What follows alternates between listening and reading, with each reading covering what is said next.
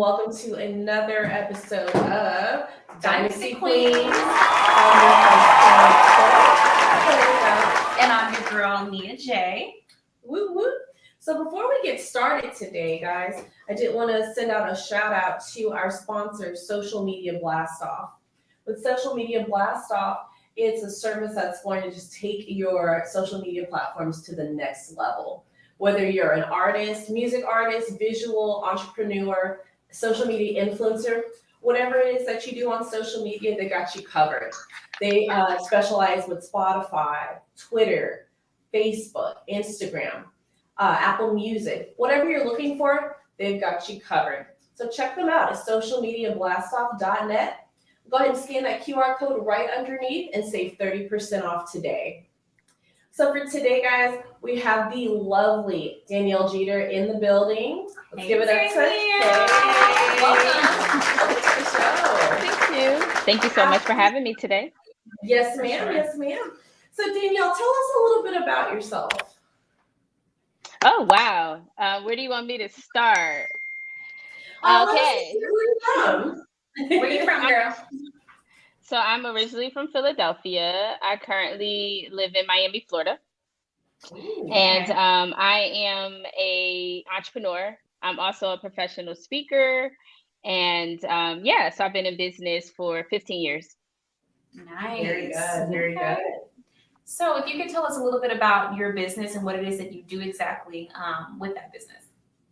Okay, so I help holistic CEOs scale their businesses to 6, 7, and 8 figures.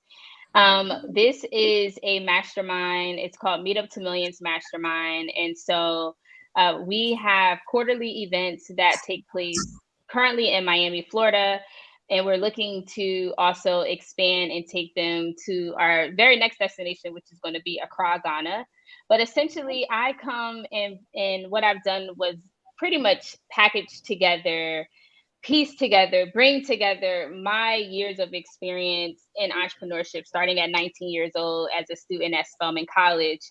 And through all of the lessons, the strategies, the resources, the tactics, the networks, the ups, the downs, pretty much putting all of that together and imparting that on aspiring entrepreneurs, those who are either in launch phase or startup phase, or those who are even existing.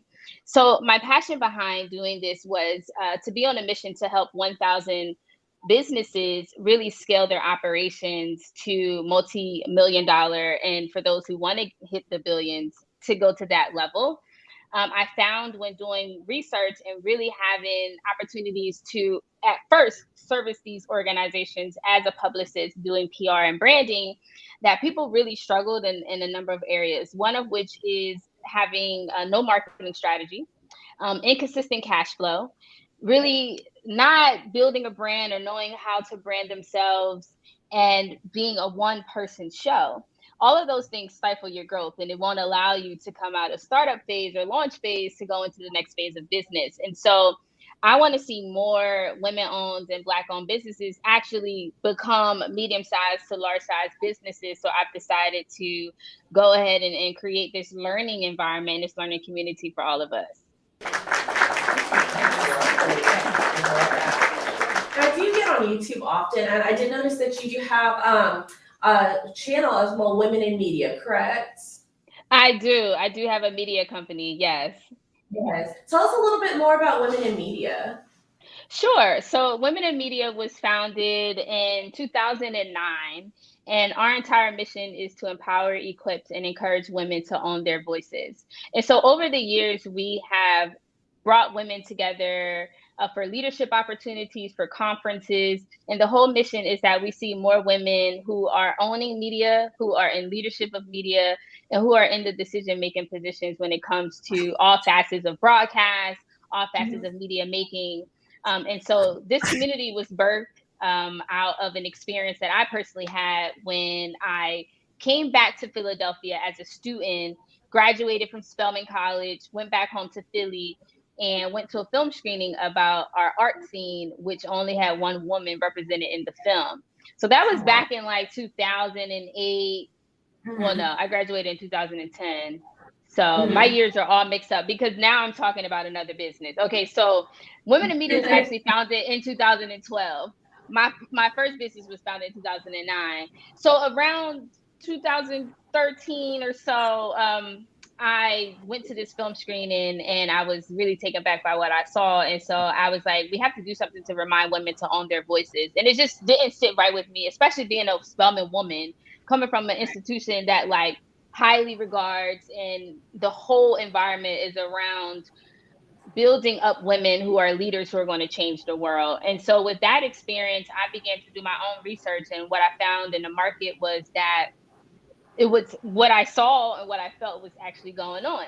There was a lack of leadership from women. There was a lack of us actually being in ownership positions, and women were pretty much on the menu and not really at the tables.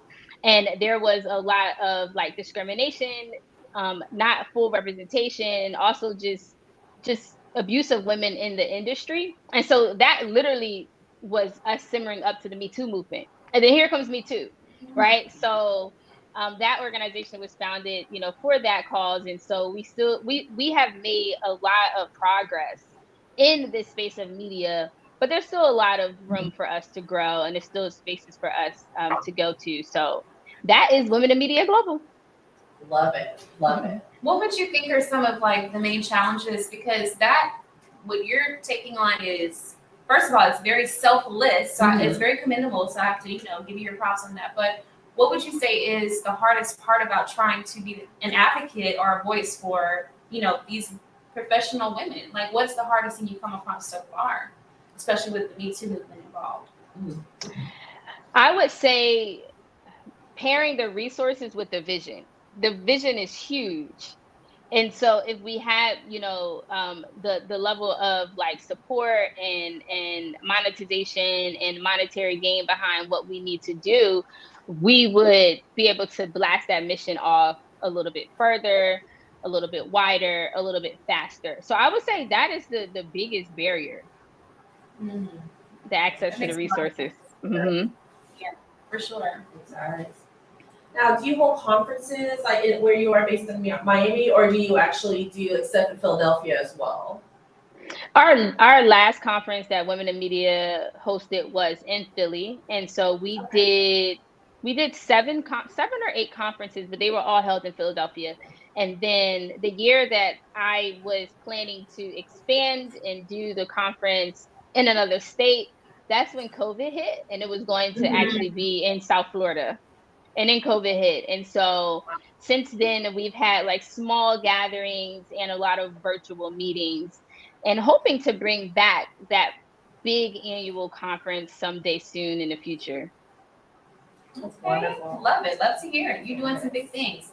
So talk a little bit about some of the, looks like you've been on some YouTube channels and stuff, and you've done some speaking for some other organizations as well. So I know, for example, I saw something about the Sean Combs Association. Can you go into a little bit of detail about that and some of the other ones you work with? Yes. So last year, the Black Enterprise hosted their entrepreneurship summit in Philadelphia. And I work with them, and they gave me a great invitation opportunity to actually be on stage. So I hosted a fireside chat called How to Build a $1 Million Brand, or like the business behind building $1 million business. And on that panel was Dia Sims, and Dia is actually one of the biggest women that was behind Sean P. Diddy Combs Enterprises, and she was monumental in building the company to where it is today. She was with the company for about 15 or 20 so years. Another Black woman in media, and she was on that panel. So I was able to talk to her along with 2 other panelists about the experience and what it was like to be Diddy's right hand. She pretty much ran his operations, ran his companies, helped expand his companies. So she is certainly like a force to be reckoned with, highly regarded in the space of like business, and also, all facets, because he has multiple companies, and she was at the realm of helping him to get to where he is today. So that was a beautiful experience that I had, just being there with giants who are in business, who are just growing brands. And also LeBron James' business partner was another person that I had the opportunity to interview on that panel. So it was just a great moment. That's huge. That's really Yeah. For sure. Like Nia said, you're doing really amazing things.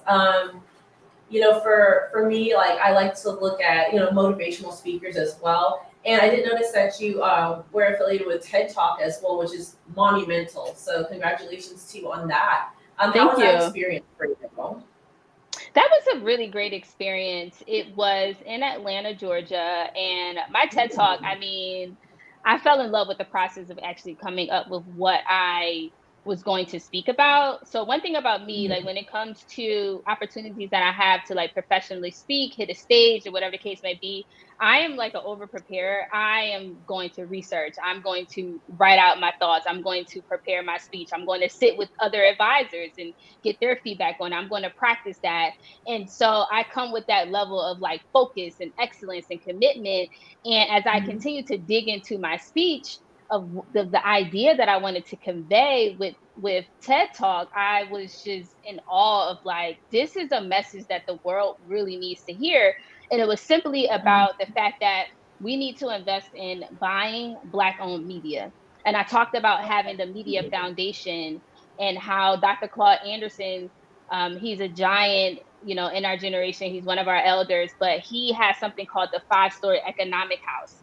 And one of the foundations of those 5 stories is the media foundation. And I was just like, this is just confirmation that I'm on the right path, that like what I feel and what we should be doing and how we should own our voices and ownership in media matters. And so the passion behind being able to like cultivate that speech, reading a couple books to gather my thoughts, spitting out facts, even going back to the fact that like, you know, all of media in America today is owned by 5 companies. And those 5 companies are led by like 5 rich Black white men. You know, so that right there shows like if you look at like mainstream media and where the messaging is, where we're going, it's not by chance or coincidence. It's literally a plan that these 5 companies are like galvanizing around our narratives, removing narratives, not have representation. And so the media is a very strong medium. And so like I applaud you ladies too for having your own show and like putting, you know, the sweat equity behind creating, you know, your own company. Like this is the beginning of a media company, like podcasting, you know, for sure. So it was a great experience. And I just want that message to continue to just go forth. For sure. I love it. You seem to radiate like a lot of positivity, and you seem to be very passionate about what it is that you do. So where do you think you got some of that energy from? Can you maybe reminisce about a mentor or maybe a family member that, you know, kind of put it all into perspective for you? That's a really good question. You know, I would say that like I'm very rooted in God, and so everything that I do, you know, comes from that root foundation and having my core values like really grounded in being a woman of faith, a woman of integrity, you know, a woman of God. And so, with that being said, that my mother has always steered me in that particular direction to kind of have a safe haven and a foundation to fall back on. And you know what really drives me and what I'm passionate about, one of which is like theater and dance and art, and I've allowed that to really, you know, lead my life and to allow me to make the decisions that I have for my life, which is really unique because, you know, we're taught to like, oh, you make decisions based off of like what you gotta do to make to like survive and thrive. But like I honestly believe that you're gonna survive and thrive based off of the things that bring you joy and bring you happiness, because you don't need a lot of stuff to be happy. You don't need to be in a particular area. You don't need to look a certain way, be a certain thing. You don't need any of that. You just need contentment, you know, to be happy and to be joyful. And so, you know, those are some of the things where, you know, where my root comes from for sure. I love it. Love to hear it. I love that. So Danielle, I have a personal question as well. Since I know you are from Philly, why Miami? What made you really just settle down in Miami? These are really great questions. So I got to Miami 3 years ago, and it was literally no plan of my own. I was traveling back and forth between Philadelphia and South Florida, maybe like once a month or so, because I actually was servicing some clients in the area. So at the time, I was operating my public relations agency called AOI. And that work brought me here. So when the news of COVID hit, Super Bowl had just taken place in Miami. So we Yeah. had did activations with Rap Snacks. We did Trina, Rick Ross. So we were just kind of doing our thing. And when I was here, I was staying to then prepare for more activations for Women's Month, which was, a week and a half later. So the news of COVID hit, and I got it while I was here on the ground, and we were like, "Oh, Trump's like, we got to quarantine." I'm like, "All right, well, I'm like Philly, Florida, like I'm already here," and I was just like, "Florida, I'll just stay," So I just stayed. I stayed. I was able to get set up in a nice home in Fort Lauderdale. I was able to grab a car. And I just fell in love with the area and with the environment. And prior to, like, I hadn't thought about it. Like, I would come to Florida and I would do my business, and we would hang out, and then I would just go back home. Like, I was pretty happy and content in Philly. I literally was not thinking about moving. So when I did move, it was like, wow, I really like it here. It's such a healthy environment. And I began to like grow and heal in areas of my life that I didn't even know I needed it, So I honestly feel as if like God gave me what I didn't even know that I needed, and he like, I feel like I'm on like this extended trip, like this extended vacation where he's just like leading, like, come on, like take my hand and let me show you something. And every area of my life is better in Florida. I'm physically better, mentally better. I am emotionally better. I am financially better. My business is better. My lifestyle is better. Everything is better. Like it was just like a 10,000% upgrade. I was just like, oh, thank you. Thank you, God, for this. So I've just learned to embrace it. And I eventually, at one point, I had a place in Philly and a place here in Miami. And when I felt like, okay, I can make this home, I can find a home, I can do this, I let go of my apartment in Philadelphia, and I said, you know what, I'm going to do it. And I love it. Like, it doesn't matter where I'm coming from. No, doesn't matter. I could be coming from anywhere in the world.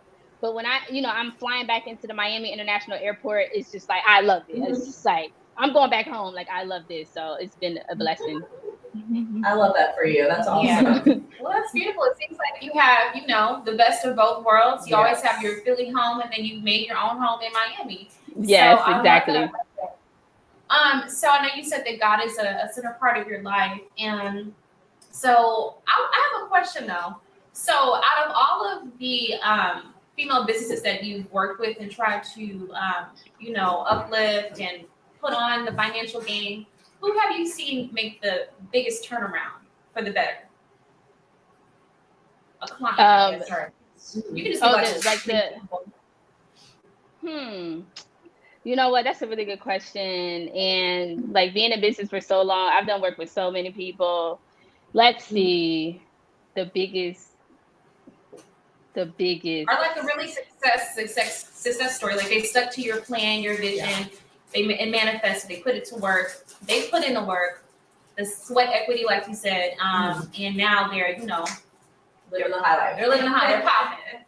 Just an example of or maybe a few.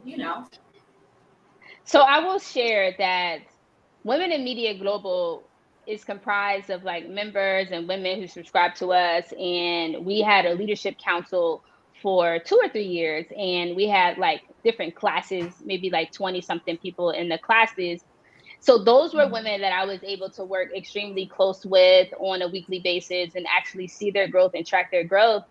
And the most beautiful thing about Women in Media is that people really came in and embraced the sisterhood. They embraced the brand and what we're about, and they utilized it to catapult their careers. So we have women who came in as interns at the radio station who's now on the news, NBC 10. Anya Lachelle, she's now on the news. And she started out, I remember she was an intern, And she came to our organization for an opportunity, and she asked if she could speak and if she could do these things. And we constantly provide those opportunities. There's another young lady named Cheyenne Anthony. Cheyenne was graduating from college and began to intern at different media houses around Philadelphia, left the city, came back, and now she's at Fox 29 on the news. We have another young woman named Kendra James, who just so happens to be my best friend, who I've seen grow from a college student all the way now to her career. And she has sat in multiple positions within our company and has continued to grow. And now she is the marketing manager at the new design district down the new gallery that they transform in Center City, Philly. Now she's the marketing manager over that entire mall. So these women have been able to like utilize the Women in Media brand to grow, to reach the goals that they have for their careers, and utilize us as referrals and resources and references in order to do so. And it's just countless examples of that, of like how I've seen people come in and now they've gone on. Several of my interns now have their own businesses that they started. Most people come around me. If you stick around me long enough, you probably gonna launch a business. You gonna end up being an entrepreneur.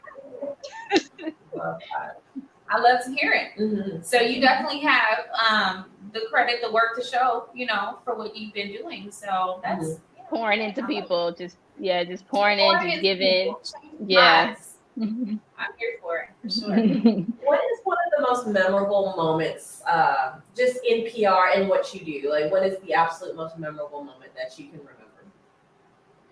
So I have so many memorable moments, but a really big moment that helped build my career was when I was able to share the stage with Master P. And, not as a moderator or MC, but actually I was there on the panel being interviewed next to Master P. That was an opportunity that I didn't even see coming. And so I was actually, a lot of times I get 2 contracts. It's so dope. So I'll get a contract to like be behind the scenes, to maybe do the marketing, to do the event production, to do the media production. And then I'll get a contract to also be a speaker on the stage. So when I first got the contract, I was just, Women in Media was the hired media production company. We also was doing PR for the event, and we were working behind the scenes, putting the show together.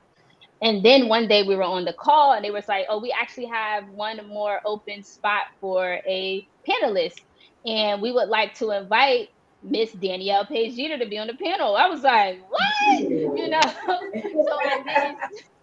it was like such a cute moment. I didn't see it coming, but that was great. And I have that as one of my affirmations that I say every morning. It's like a picture on my phone with a series. And it's me manifesting to myself. So I'm sitting next to Master P on the couch, and it says, I am a highly paid, successful speaker making $15K plus on the circuit, New York Times bestselling author, and changing lives. And when I see that and I see me sitting next to Master P, I'm just like, I'm on the right track. Like, it's going to happen. Like, I'm in the right room, Yeah, for sure. I'm sure your family's very proud of you as well. I'm sure. They're proud. They're very proud. They're like, what's she gonna do next? Where's she gonna go? Right. Like, my mom's like, where are you at? I can never tell where you are. I'm like, oh, I'm home. But I think they're at the point where it's like, I never cease to amaze them. They expect the next greatest thing from me. Yeah. I think they're just used to, me just being this overachiever, not even overachiever, just someone who I just go get it. Like, what we need, I'm going to go get it. I love this energy. Yeah. Well, that's also a really good question, or to lead into. So what is next? What are you working on, Danielle? So next is really the mastermind. I've decided to pour into the business owners in a bigger way, because for so long I was the PR and the events, and I was doing the branding, which is amazing. I've honed my expertise in that area. But now I'm in such a season of overflow. Like, I have more to say than just PR. I could talk to you more, about more other areas of your business, because I've been able to start a lot of businesses, help businesses grow, scale businesses, hit multiple 6 figures. And I did it from the bottom with no business credit, like at 19, like just doing my thing, So that is where I'm at now, wanting to really expand on bigger platforms and be able to share. And also on the other side, being that highly successful speaker, making 15K plus on the circuit and a New York Times bestselling author. So I'm pretty much investing more into me being the brand, me, being out more, as opposed to being behind the brands and building behind the brand. So I'm coming out as a subject matter expert. I'm coming out being able to like teach and speak and mentor and consult and help people move in that direction. So that's why I'm grateful, for this opportunity to be here on your platform. So thank you for extending the invite. For sure. Thank you for joining us. Yes. You know what I'm saying? We love that. Absolutely. So I do want to just go and take a little side swipe over to just your personal life a little bit, Danielle. What are some of your hobbies? What do you like to do in your free time? So I am a nature enthusiast. I like nature bathe and do nature therapy like every day, which is going back to the story of me moving to Miami. Like I didn't know what I needed, but I definitely needed the sun. I needed this nature. I needed the water and just a beautiful environment. So I spend a lot of time at the park. I'm always just meditating at the park, talking to God, enjoying the animals, and people watching. Like it's really a thing that I get into on a daily basis. I love that. I love travel. So if you check out my Instagram page at DP Jeter, you're gonna be like, "Where's this girl at now? Like, where are you?" You know, I'm On the always next excursion. on the next. So I love to travel. I love fine dining. I love wine. I'm into it. Like I will travel to like find the finest of the finest wines. I love dancing. And I've been dancing since I was a little girl, and I actually graduated from Spelman with a degree in theater arts and dance. So I've studied jazz, I've studied African dance, I've studied ballet. So I love it. I love dancing. I love music. I love concerts. I love people. I love being at festivals. Like I'm a social butterfly, literally, like in the midst. Girl, you can tell we love it. Yes. We love it. We love the energy. Tell me one of your favorite places that you have traveled somewhere in the world. My favorite place, I love Accra, Ghana. I went to Ghana in December. Loved it. That was amazing. Looking forward to going back. Wow. The people there are beautiful. The culture, obviously, the music, the men. Okay. Some Ghanaians. That part. Yes. Shout out to all the. Okay. I didn't bring home. I love it. I kept in touch. I did keep in touch with a lot of them, but shout out to all the Ghanaian men. Yeah. That's a beautiful place. So I really enjoyed it. Right, for sure. Yeah. Last time I went to Miami, I was just so intrigued with the culture. And I know you said that you have your background in dance and theater and everything. Have you really just captured the essence of the Cuban culture as well, like dance and the food and the scene out there? I have. So I think I went dancing one time, but definitely the Cuban coffee, the espressos that they do. I remember one day I went down to 8th Street. So 8th Street is like Little Havana. And I was like, I'm on a mission to find the best mojito in Miami today. I was just like, I'm going to find the best mojito. So I just went down to 8th Street and was just going around and just tasting. And that was a lot of fun. So I love going down there because it feels like you're in another country, but you're just right here in Miami. It's beautiful. So the food is great. The people are really nice as well.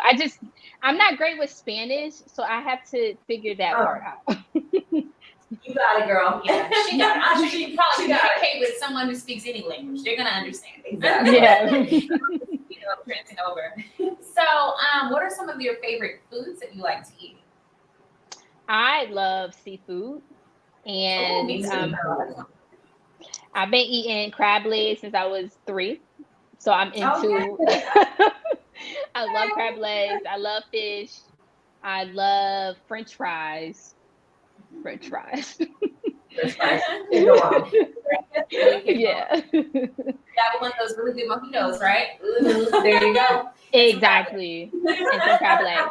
And I make a mean pot of collard greens. Okay. So if I get, I Oh. can bring the collard greens through. We go into anything soul food. I love making collard greens. Right. What kind of meat you put in your collard greens, girl? I put smoked turkey and I Oh. put a little bit of bacon. Depends on if I'm eating pork that day or not. But sometimes bacon slips in too. There you go. There you go. Sounds good. What is something that you would tell someone that's a young entrepreneur wanting to get in PR and everything? What's some great advice that you'd like to give someone younger in the younger generation?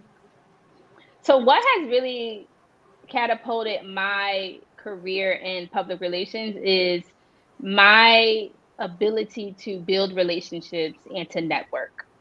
That is going to be a secret weapon in the industry because really, when you hire a publicist, you are really entrusting us and paying us for the relationship value that we bring to the table because relationships is currency. That's another form of currency, Absolutely. right? Oh, If I can make a phone call on your behalf, if I can send a message, send an email on your behalf to make a move for your company, to create an opportunity for your brand, that's valuable in a space where it's so busy, it's so loud, it's so much going on in the space of media when you are dealing with journalists and editors and reporters and owners because they get so many messages every single day. But right. if you have a relationship and you're able to get past all of the noise and get a response, hold a conversation, that's valuable. And so as a publicist, we have to invest in building those relationships and you do have to just be serious about it. Put a strategy behind it. Put yourself out there and be consistent with it. And know that like you also can't jeopardize or burn those relationships for nobody. Mm. Because the moment you mess up an opportunity to have a relationship with somebody, the industry is small, so Yeah. your reputation is going to speak for you. Your name is going to precede you, whether that's positive or negative. Right. I totally agree with on that one. So if you could tell us about someone that you feel possibly could have taken heed to your advice a little bit better. You don't have to, give any names or anything. And kind of like how them not listening to you kind of, the turnout is not where it could be, but you kind of warned them and you were like, well, I do suggest you do it this way. And then are you still working with that person and helping them get back on track? Or do you just like wash your hands of that type of situation?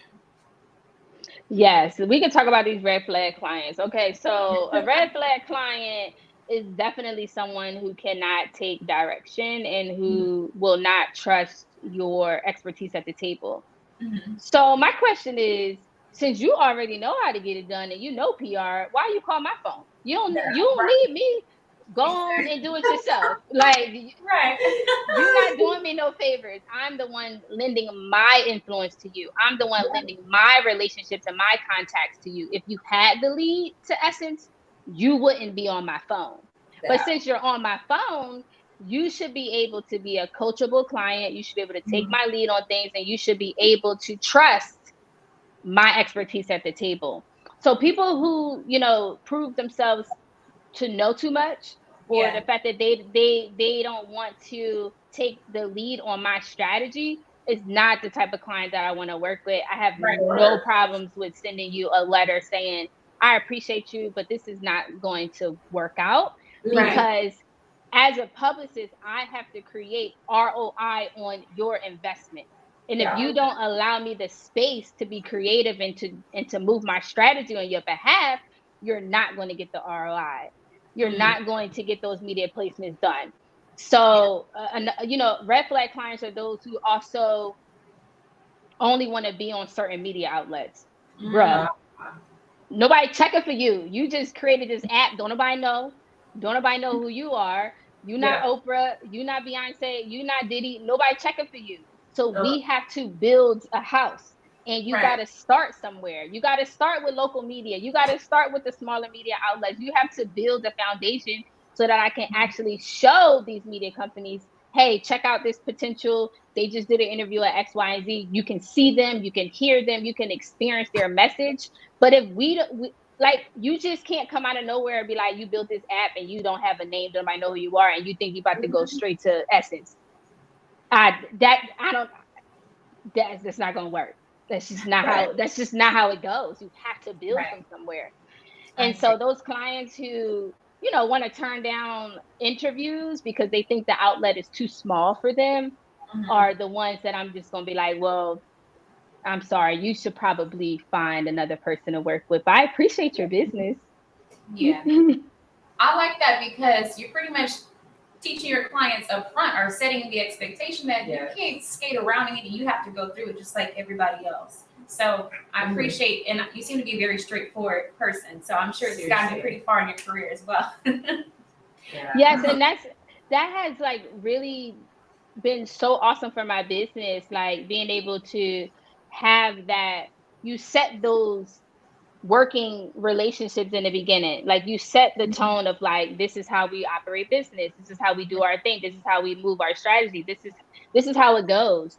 And it just saves a lot of time, and I've learned that over the years because, sometimes publicists, like when they're younger and when they're starting out, they're newer, they feel as if they have to like do all the things that these clients tell them to do. And I'm just like, bro, I don't work for you. So like, we work together. We either going to figure out a working environment or we just not going to work. Like that's what it is, like you don't have to like do all of these things for these clients unless you got $1 million behind all these ads. If you don't, then what we saying? Like,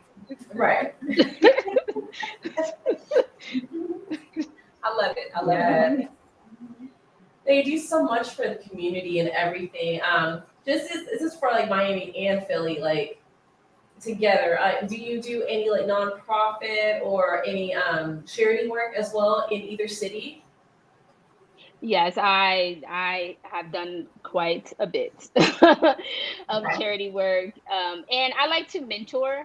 So I do a lot with like going into schools, whether it's grade schools, high schools, colleges. On the college level, they tend to pay you to come, but when it comes to the younger grade schools, I used to do a ton of career days. So I was like the career day girl, like in Philly, all the schools would call me. I would go to all the career days. And just always doing something to like help young students just grow and like teach them about entrepreneurship and let them know that like whatever your passion is, do it. Whatever you think you want to do, whatever you love doing, follow it, do it. It will make you happy. It will bring you, peace and joy in your life, and you will figure out the rest. Like you don't have to compromise the dream that you have to build a life like a slave. Like no, you don't have to do that. Right. And I was going to ask how you engage with the younger audience, but I mean, you kind of just hit some points right there. Like, with making sure you go for your dreams and everything like that. Have any of the kids from the career day, like, talk to you, like, on the side, like, hey, I want to know more. I want to, do this when I grow up. And then has there been enough time where you can kind of follow up with them as they grow a little bit older, they, keep in touch or whatever? Oh, my gosh. I was at this entrepreneurship summit, this youth one that I spoke at in Philly. And the young man, his name is Trey. The name of his company, dang, I wish I could remember the name of his company. Anyway, y'all, he blew up. He a multimillionaire now. He retired his mama. He like 18. Wow. And how old was Trey when you first met him? Like 14. Okay. 4 years. Okay. Wow. So you're really out here putting people on. I mean, I wasn't like heavily involved in his career or his business at all, but I was at that career day, and I was one of the speakers at that career day. And he approached me. He actually approached me, asked me to be his publicist. And you know what? That's on me. I should have took the opportunity. My man, he doing it now. you know, but shout outs to him. Yeah, Like this one slipped away. yeah, that one slipped through. You know, I should have rocked with the little boy, but no, he's major now. That his company is big.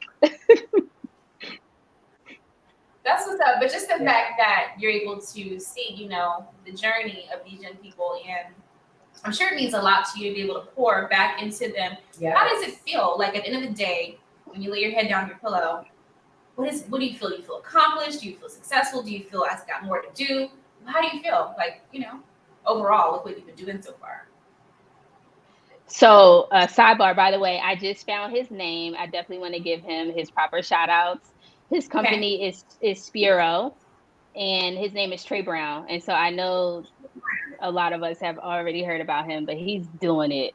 He's doing it. Yep. Shout out to Spiro. Yep. Shout out to Trey. Shout out. Did you see this? Kudos Yep. to you, man.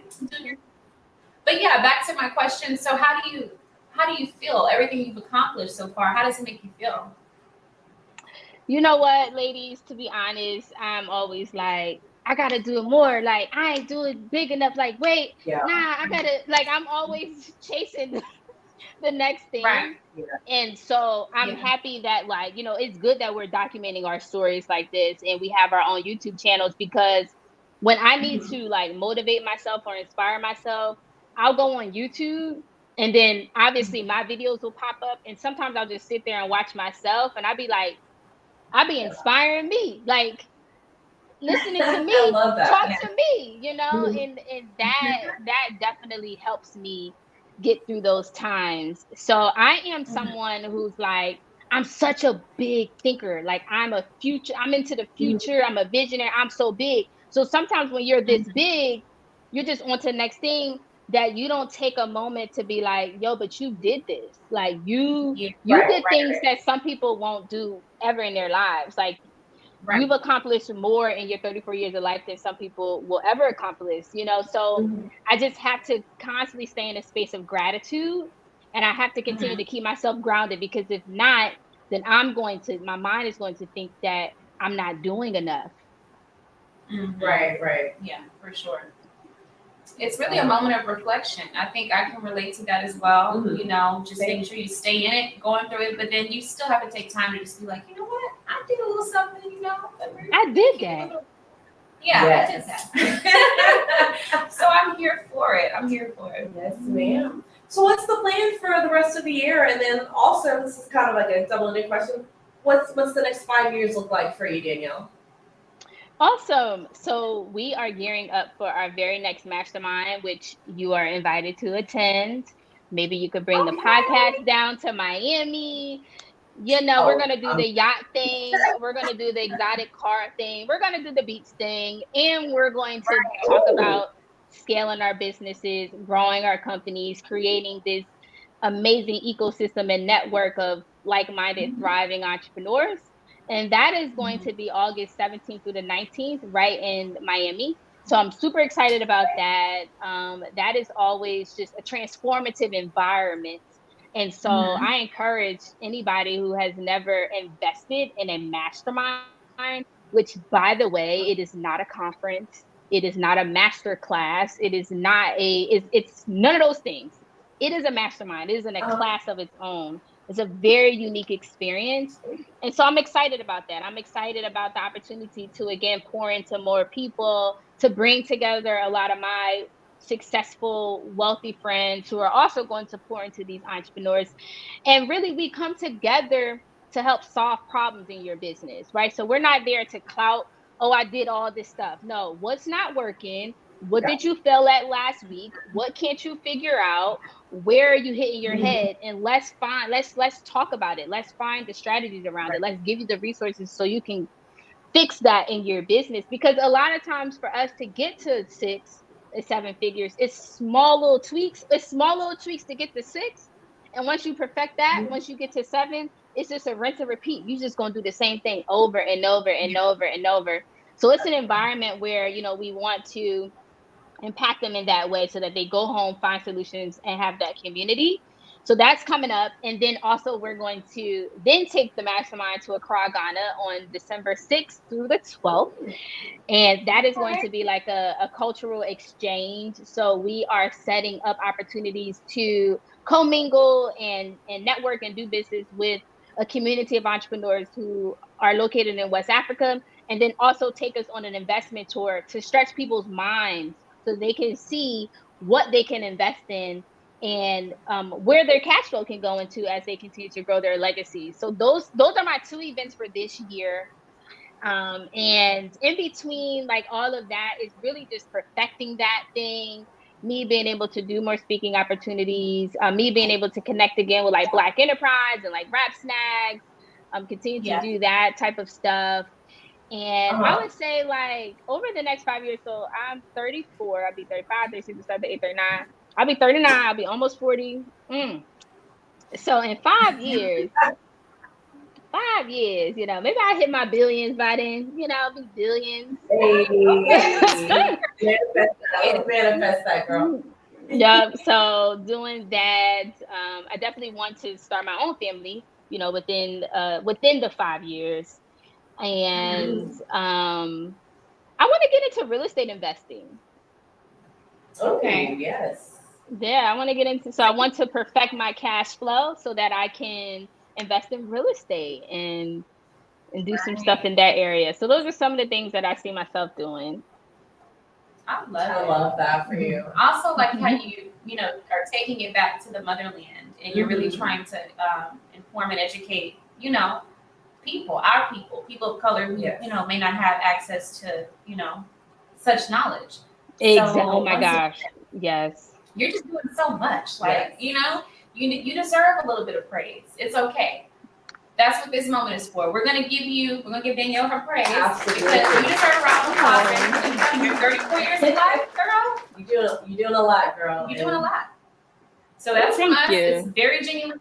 We appreciate you so much for coming on the show. We just love it. We love the energy, and you once again you seem so passionate and so motivated and so eager for the next thing.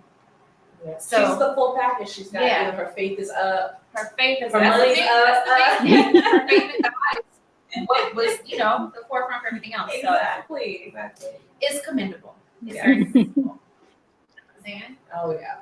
So Danielle, once again, thank you for coming onto our platform with the Dynasty Queens. We would love to have you again. Go ahead and give the dates one more time for what is it called again? The specific class, the master. What is it again? Yes, it is Meet Up to Millions Mastermind. Our website is it is the number 2. So when you go into our website, meetup2millionsmastermind.com. Our first one that we have coming up is August 17th through the 19th here in Miami, Florida. And then the second one, rounding out the year, will be December 6th through the 12th in Accra, Ghana. So I will be able to provide you all with a nice affiliate link, and whatever you like to do with it, I will make sure that the audience gets that and they have an opportunity to attend. But this is also a personal invitation to you, the whole crew. Come be a part of the mastermind, or just come whenever you decide you want to come down to Miami. We can do some real cool stuff. We can do some yacht stuff. Y'all can record the podcast on the yacht. We can live it up. See, I like you because you're about business, but you also like to have fun. Yeah. You kind of merge them both together. You're not a boring person, so I like that. Not at all. I like to have fun too. Oh yeah. We like to have fun. We do business and pleasure. Yeah. At the same equally. Yeah. And we get everything done. Yep. So we're here for it. For sure. And then go ahead and shout out your social media handles, just to make sure the audience get those as well. I am on Instagram at DP Jeter. It is just like Derek Jeter, Jeter. I'm on TikTok at DP Jeter _.